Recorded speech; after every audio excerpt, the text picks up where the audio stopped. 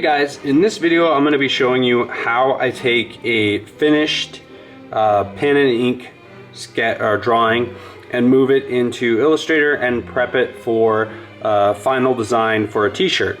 So this was kind of a mashup. I didn't really look, I kind of took some from a ram, from a lion, an owl, and created a design. Now, I only do half a design when I'm doing a frontal face picture where I want it symmetrical, because I'll duplicate half of it and then copy and paste it to the other side in Illustrator. Now, to get it to my computer, all I do is take a picture with my cell phone like this. And I try to make sure that the lighting is really even and stuff. Right now it's probably not the best because of my video lighting, but I'll just snap a photo like so, maybe two just to be safe. Then I email it to myself. Once the image is sent to my email, I open it on my laptop and then open the image in Photoshop. So the first thing I do is I adjust the brightness and contrast to get the black ink to stand out a little bit better off that paper texture. I then use the black and white drop-down menu to remove any color from the image. Now, it's not necessary really to do this, but I guess it just helps clean things up a little bit so I can get the sharpest lines possible when I import the image into Illustrator. If an image really had really poor lighting, I also use levels to make the blacks darker and the whites whiter.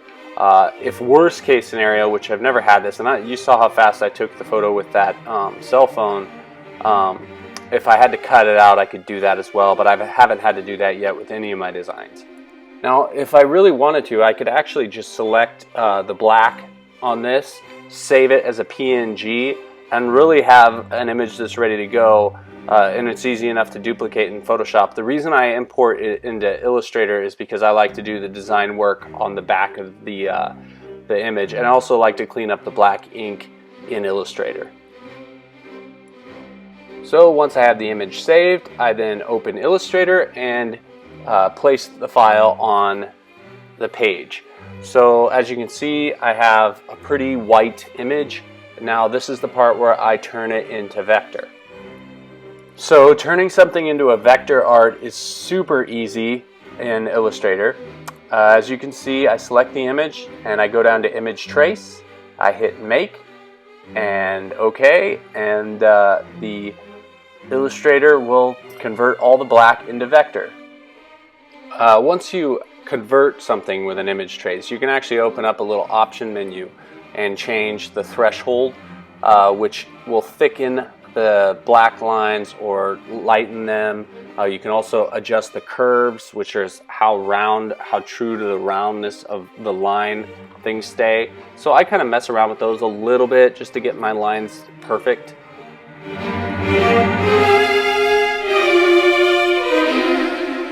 So once I have the lines perfect, I go down and I check the box that says ignore white, and that removes all the white from the image.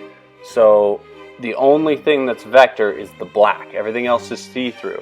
The next step is to expand the image.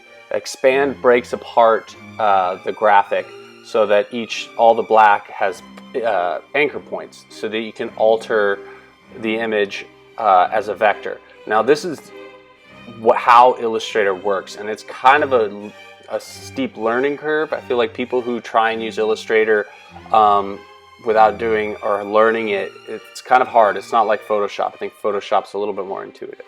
But so right here what I'm doing is I'm just shifting the image a little bit so that the center point lines up, because what I'm going to do next is I'm going to cut down the middle of the vector image.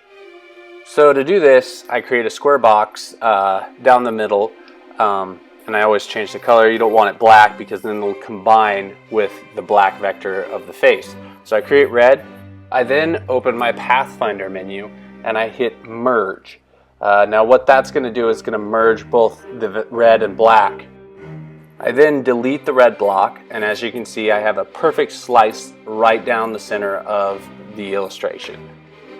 I then copy and paste the left side of the illustration. Once I have that, I flip the image so that it's a mirror of the opposite side. And then I just hold down Shift, select the image, and drag it, and it'll stay perfectly in line with the other side. Make sure that the black overlaps just the slightest bit, and then I hit expand again, which will combine the black. It's fun to kind of mess around with where the overlap happens, because as you can see right here, sometimes it'll make some interesting shapes. I don't like the double triangles on the nose, so I end up actually changing that later. But this is kind of a fun surprise for me, because I never know kind of how this is going to work, or if I want it wider or thinner, the face I mean. So this is where I really see the full image come together. So now that I have my image pretty much good to go, I can start messing around with, doing graphics behind it, seeing what's working. I'm really doing these triangles and circles things, kind of my style right now. But as you can see, I can select individual pieces of the vector art now. I can change any of the colors I want. And it's just a really cool, easy to work with file now.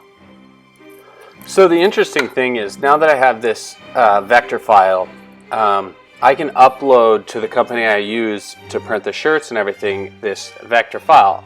But I actually don't like the vector flex printing that they do.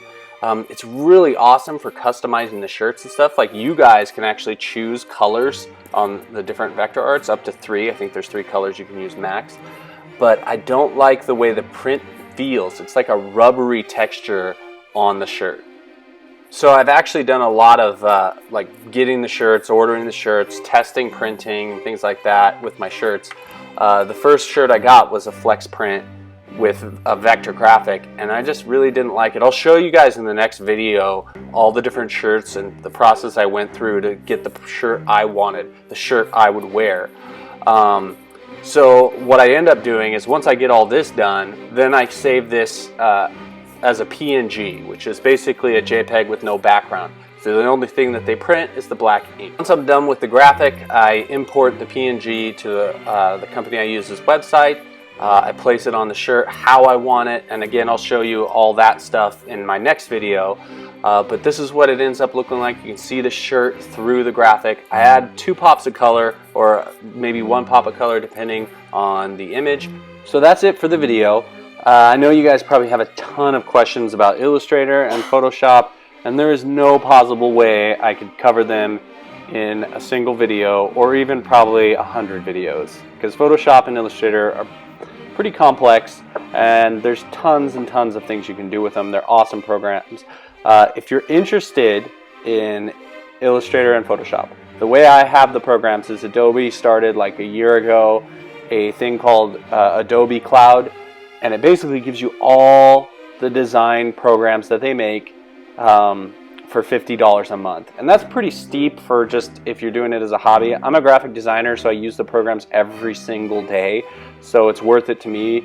But they're amazing programs if you do plan on becoming a graphic artist, or you're interested in it. They're definitely programs you should look into getting. So my next video will be about the final products that I've decided on. I'll have shirts to show you guys, and I might even do a giveaway of a couple of the shirts in my video. So be on the lookout for that. I really hope you guys like this video, and I hope you got something from it. If you guys want to check out all the t-shirts that I've created so far, go to besketchy.com, which is my website, and I've also just redesigned the entire website, so it's completely geared to sell now. If you guys do go to the website, I would love your feedback in the comments below. I really want to get it perfect. So also let me know what you guys think about this whole kind of t-shirt endeavor of mine, and the way I'm doing my art right now. I'm still going to be doing my daily sketches and stuff like that. This is just something I'm working on right now because I'm just really motivated about it. I still have Elena's book that I need to finish. But anyway, so that's the video. Thank you guys for watching, and talk to you later.